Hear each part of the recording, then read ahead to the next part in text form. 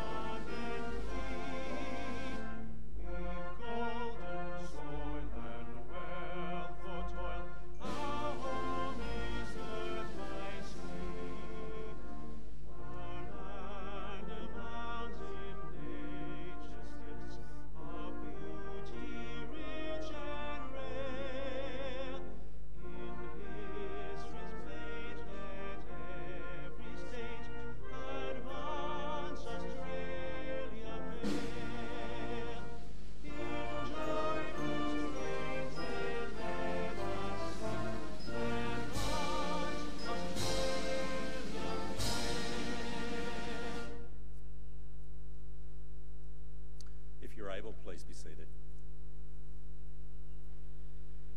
The Australian War Memorial was the vision of Charles Bean, Australia's First World War official historian. Bean landed with the Australian troops on Gallipoli and stayed with them at the front through to the end of the war. The idea of this national memorial and museum came to him at Pozières, France, in the depths of the bloody fighting of 1916. Bean's idea was that this would be a place where families and friends could mourn loved ones buried in faraway places. It would also be a place that could help all Australians understand what these men and women had endured and what they had done for us. Bean's vision, to which we remain true, is best expressed as inscribed in the entrance to the memorial's galleries. Here is their spirit in the heart of the land they loved, and here we guard the record which they themselves made. Tonight we'll read the story behind just one of those on the Roll of Honour, which lists the names of more than 102,000 men and women who have given their lives for us in war and operations for more than a century. But first we present a lament, Flowers of the Forest. Wreaths and floral tributes will now be laid at the base of the Pool of Reflection.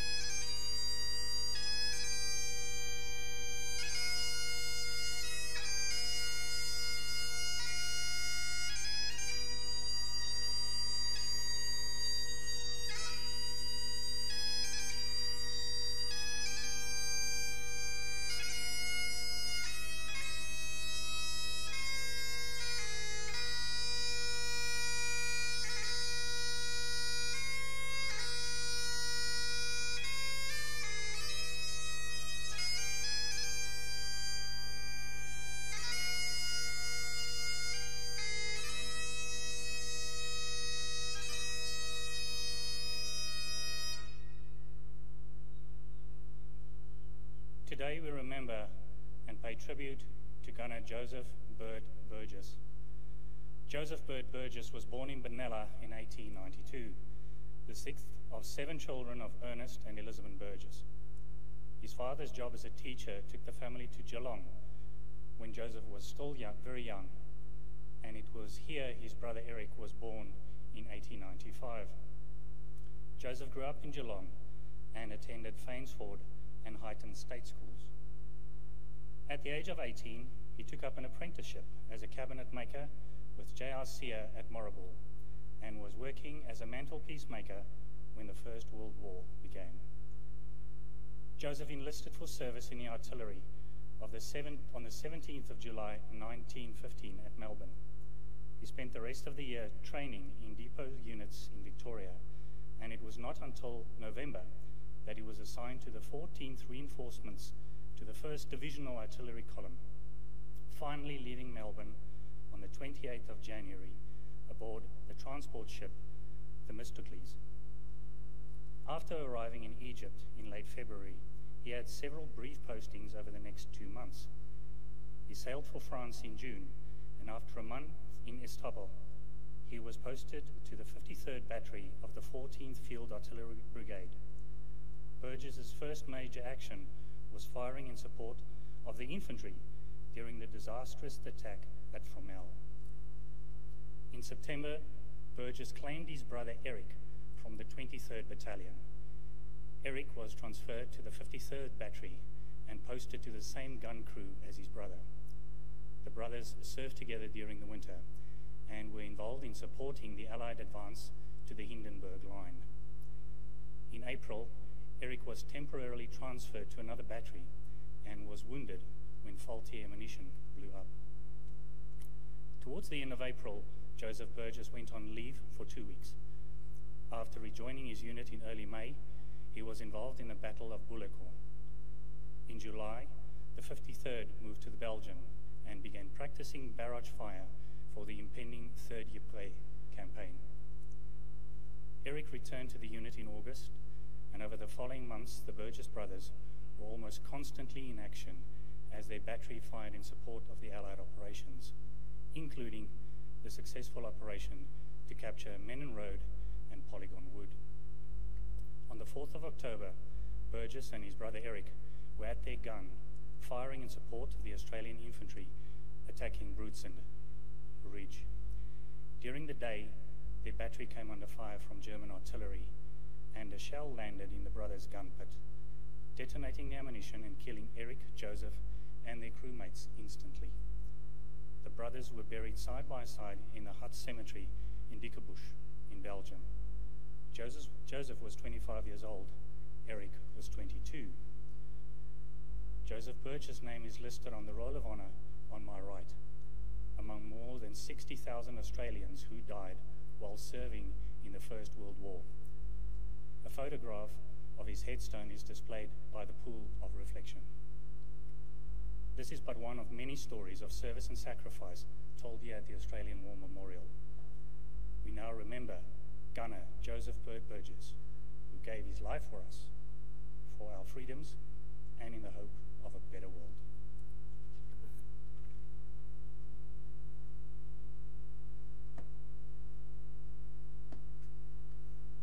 Please stand for the reading of the Ode and the sounding of the last post.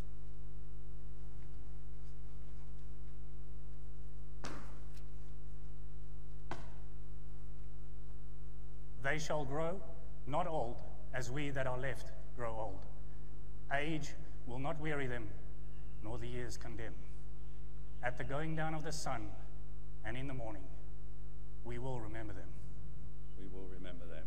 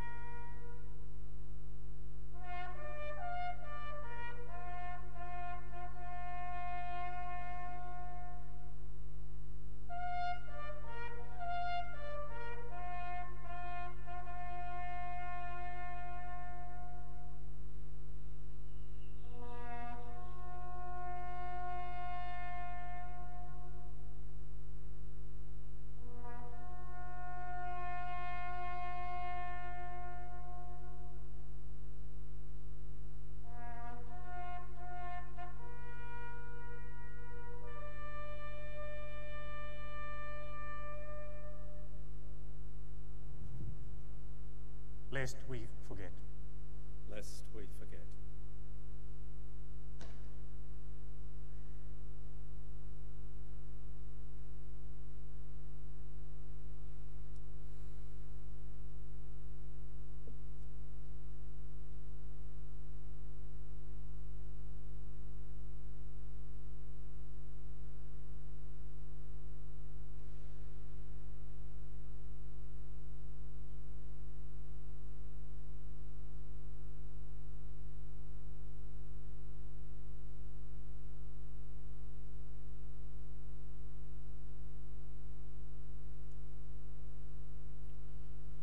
We leave you this evening with the words of the memorial's founder, Charles Bean. Many a man lying out there at Poziere or in the low scrub at Gallipoli with his poor, tired senses barely working through the fever of his brain has thought in his last moments, well, it's over. But in Australia, they will be proud of this. Ladies and gentlemen, girls and boys, that concludes this evening's last post ceremony. We thank you for visiting the Australian War Memorial and wish you all a very good evening. Thank you.